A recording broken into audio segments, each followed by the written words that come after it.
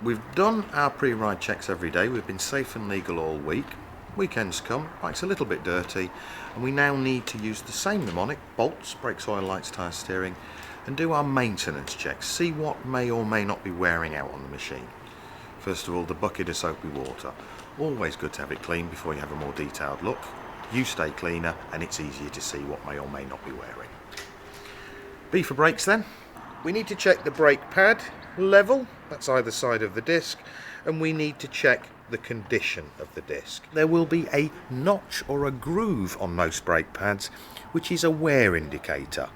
If you can see the wear indicator, you know you have plenty of material on the pads. If you can't see the notch, it's time to give Wheels to Work a ring and say it needs attention. And then we need to look at the condition of the disc. Well, this one's a nice easy one, isn't it? It's brand new.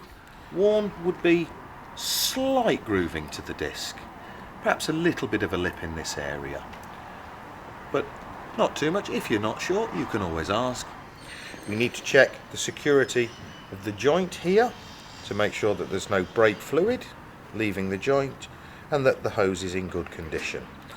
We need to check the brake fluid level. In here we have a little window, and the fluid needs to be above the halfway mark in the little circular window that you can see inside there, and that we need to just apply the brake and make sure that the lever is not mushy, it's nice and firm, which it is. On the rear brakes we have external wear indicators. The moving part of the wear indicator is here on this arrowhead. There is a fixed part cast into the hub of the drum. When we apply the drum, we can see that the arrowhead moves around and that space reduces. All the while there is space between them. With the brake applied, we are good. Eventually, through wear and adjustment, the two marks will line up, and at that point it is the time to see whether replacement is due. We're now talking about the weekly oil check.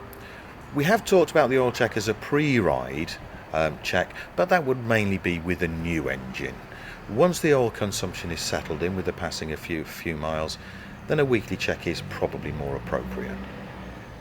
It is normal for an engine to consume oil all the way through its life, and we just need to top it up, and once a week would be a good frequency to do that.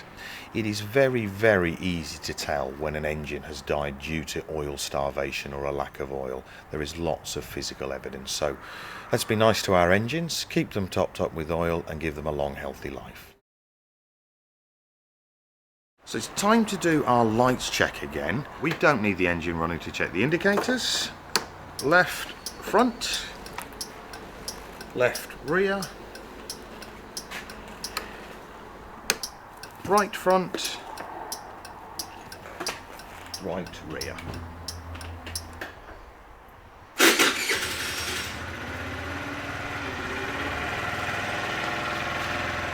First of all, we've got two beams on the headlight, of course, so we've got a low beam, we've got a high beam, and we've got a headlight flasher.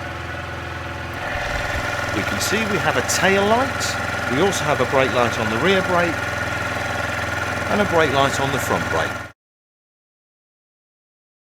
After we've checked our lights, let's have a quick look at our tyres.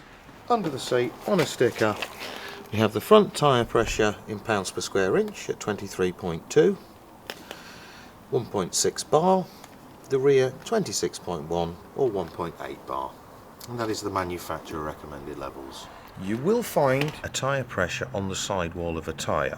This is actually a warning from the manufacturer that it is dangerous to exceed these figures. These are not recommended figures to ride on. We use the bike manufacturer's advice to inflate the tyres.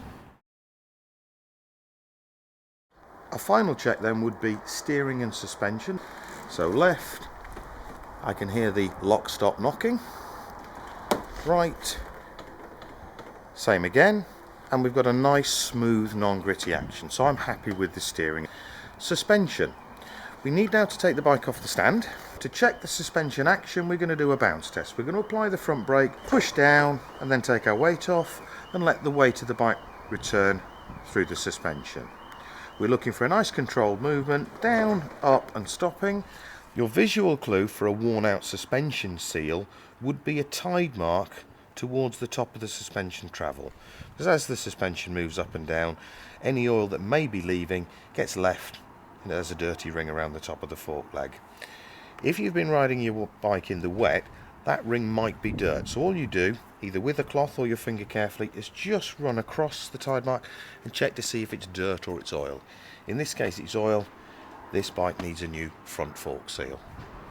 After the tide mark situation occurs and we've got wear, the oil will leave the fork leg and it will travel down the fork leg onto the brakes and eventually onto the tyres. So please keep an eye on this on a weekly basis so that it can be attended to in a nice timely fashion. We will repeat the same test on the rear just by facing the machine. So with the hand on the back of the machine, all we're going to do is push down, release and let the bike come back up.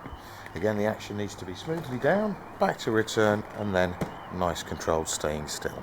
Just looking at the coil, on a rear shock absorber we can't see the oil filled chamber, but should oil leave that chamber it will be deposited on the spring here. When you're washing your machine, the sponge that you're using will pick up that oil and it won't rinse out in water. So if your nice yellow sponge becomes black and oily and won't rinse out, that is an indication that the shock absorber is losing its damping oil, is compromised and needs replacing.